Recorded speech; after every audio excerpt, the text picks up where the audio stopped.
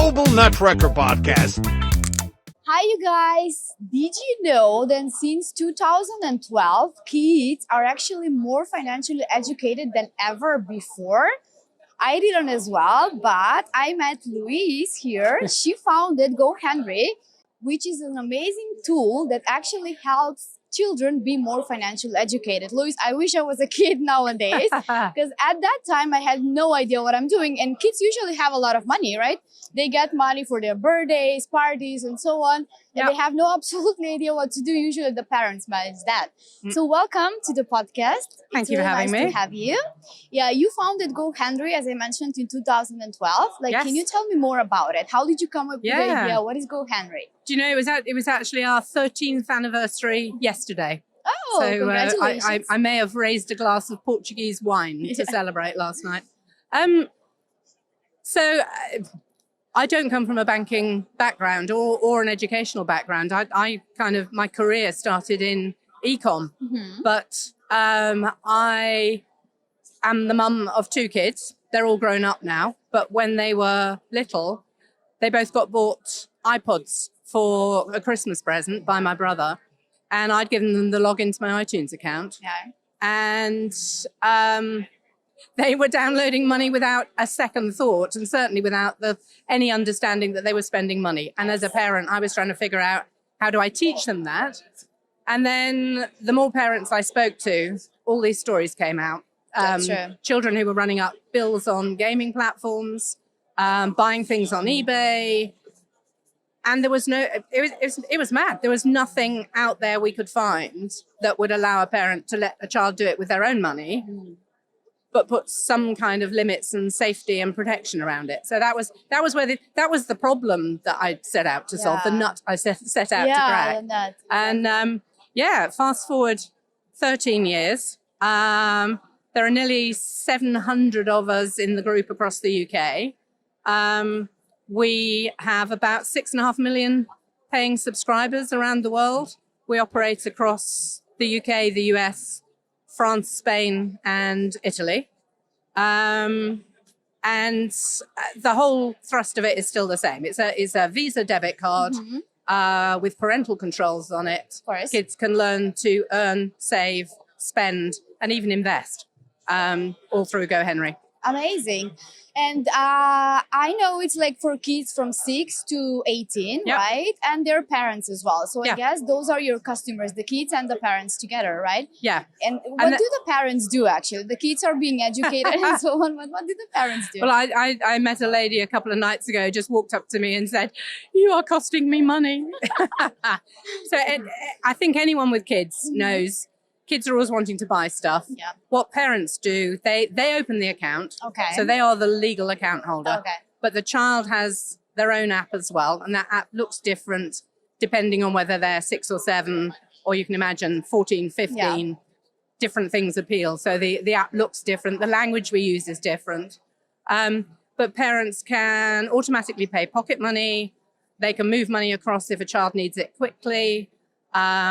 They can, when it comes around to birthdays or Christmas, and the inevitable question from the relatives about what would the child like for birthday or Christmas, they can send out the wish lists.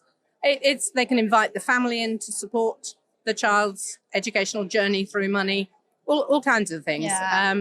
So it's really a tool that lets parents teach their kids about money, and most importantly, probably trigger conversations in the home about money and why it matters, how it works, the fact that you have to earn it first before you can spend it. Exactly. Yeah.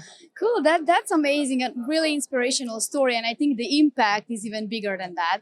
I love it. Can you tell me, like you've mentioned 13 years anniversary. Congratulations on that. I wish you many, many more.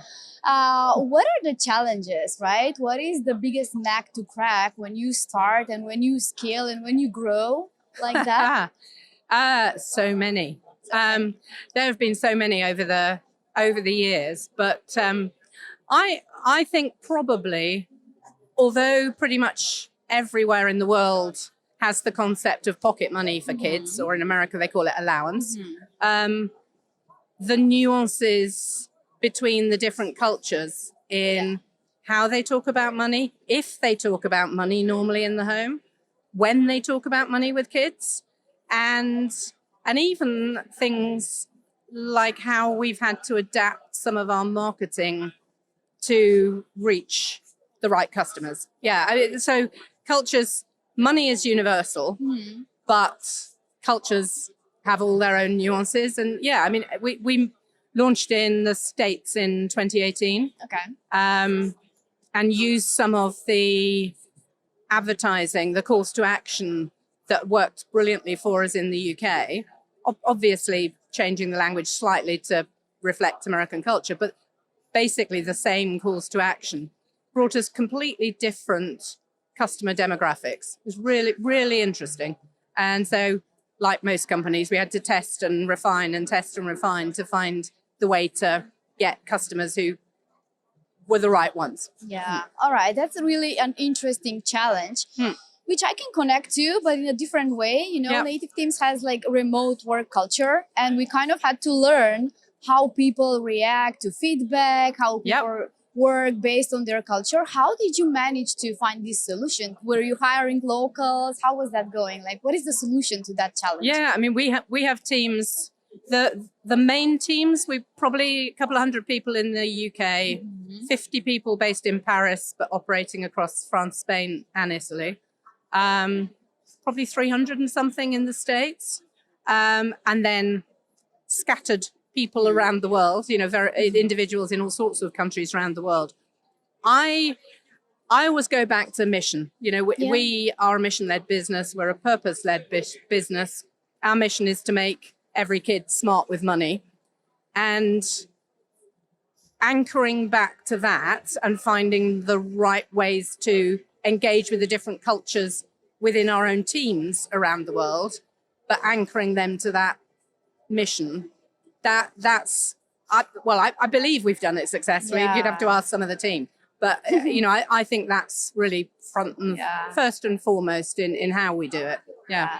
That's very inspirational to hear that your North Star is actually your mission, right? Yeah. And that's how, I guess that's how you make decisions when you do like changes, product marketing and so on, which I admire that really. Can you tell me some examples like how money culture is different in the countries where you work, like so the audience can understand how that differs? Yeah, yes. Gosh, let me think of a couple of examples. So in the US, I mentioned different calls to action, bringing in the right demographic of customers. But in the US, they're far more likely to pay what in the UK we call pocket money, they call allowance, far more likely to pay that monthly, particularly for older kids. So when we first launched in the States, we didn't have the option to pay monthly. Pay the kids their allowance monthly. So we adapted to that. Another one would be in Italy and Spain in particular. We get very, very few customers who sign up their 6-year-old. The culture is more conservative around when it's the right time to introduce a child to the concepts of money. So we find that they tend to start a little bit later, maybe 8 or 9, whereas in the UK, it's 6, 7. 6, 7, yeah, that's an interesting the US, fact. 6, yeah, 7. That's really interesting, right? Okay, amazing. Can you tell me what is it that you do to keep Henry to be the go Henry? Since I know like how things change, you know, culture change, people change, and so on. What is it that you do to keep it the way you want it to be? Like, what intentional strategies do you do there? I get 2 answers. One's going to be boring because it's almost what I said earlier.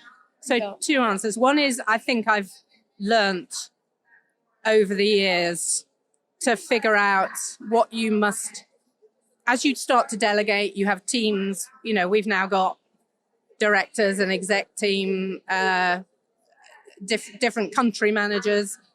It's to learn what to let go of completely and trust the brilliant people you've hired to do a brilliant job, to do their brilliant jobs, but to keep hold of what really, really matters, which for me is the mission and the strategy. And it's hard. You know, most founders are control freaks by nature. You know I am. I work really hard at not being, but I am. And learning to let go is tough. And I've done it sometimes successfully and sometimes not successfully at all over the years. But yeah, learning what to keep absolutely firm hold of, strategy, mission, let the rest go and let your teams do it, steer it, but let them do it. Super important. And then the other half is, you grab hold of the mission and you stay true to it. A lot of companies talk about being customer first. Yeah. The phrase we use in the company is not customer first, because I think that can be a little bit glib and hard for people to interpret. We say, whenever we've got a big decision, what's best for the customer? I love that. It might not be what's commercially best for us. It often isn't. But if you truly believe, put your customer first, do what's best for the customer, then logic says they stay with you, and therefore all the other outcomes sort themselves out. Yeah. But it's amazing how often asking that question solves a great big debate that's been going on. You know, should we go down path A? Should we go down path B? What's right for the customer? What's right from the customer? Yeah. Answers that question. I love that. Love that. Thank you very much, Louise. Welcome. Thank you very much. I think you have an amazing product and amazing Thank you. customers as well, and so on. How do you measure success would be my last question. What is the feedback that you get from the parents or the kids? Do you speak with the kids as your customers? All the time. You do? All the time. That must be very fun. With parental permission. Of course. I say hurriedly, imagining our UK GC sitting on my shoulder going, with permission. Yeah, obviously with parental permission. Yeah. Well, so I'm going to give you two answers. It is talking to customers. It's some of the stories that they just volunteer. You know, quite often they will write in and tell us how it's changed their kids' behavior. The moments where they write in and say it's changed their behavior as a parent. Yeah. And the way they think about money. Maybe their child started saving, they've never saved in their life before, or investing. And the parent watches the child doing it and is inspired to start saving also. That's when you know you're making a difference. And that really, really matters. Really, really matters. And I've completely forgotten the other point I was going to make. So we'll have to skip that one. Yeah, no worries. Well, thank you very much for being today with me here. Yeah. I think you have a great product. You make such a great impact on the world, because teaching children about finances is not something that we hear about like every day. And I wish I had that when I was a kid, Mom. So do I. Would have been way, way better. Yeah. But thank you very much for sharing your authentic story with us today. Thank you. Thank you. Go global, not nuts.